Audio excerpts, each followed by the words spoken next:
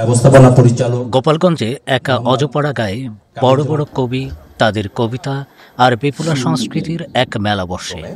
কাশবন সাহিত্য পত্রিকা লেখক সম্মেলন নাম হলেও পুরো আয়োজনে রাখা হয় কাব্যময়তা। 22 নভেম্বর শনিবার দিনব্যাপী এই কবি সম্মেলনে পাশাপাশি হয়ে কবিতার কথা, কবিদের কথা, দেশের কথা তুলে ধরেন সারা দেশের খ্যাতিমান শতাধিক কবি ও সাহিত্যিক।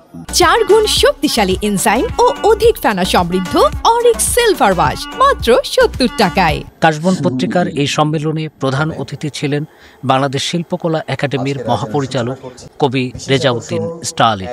অনুষ্ঠানে প্রধান আলোচক ছিলেন লেখক সাবরিনা বিনতে আহমেদ।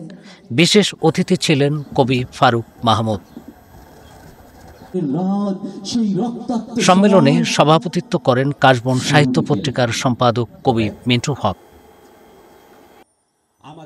গ্রামের নিভৃত মাটি জলের পরশমাখা পরিবেশে এমন সুন্দর আয়োজন করার জন্য কাশবন সাহিত্য পত্রিকাকে বিশেষ ধন্যবাদ দেন সমবেত কবি ও সাহিত্যিকরা। এই সম্মেলনে বিশেষ মাত্রা যোগ করে সাংস্কৃতিক পরিবেশনা। দমল আমরা কালের কপলে উল্কি আঁকা।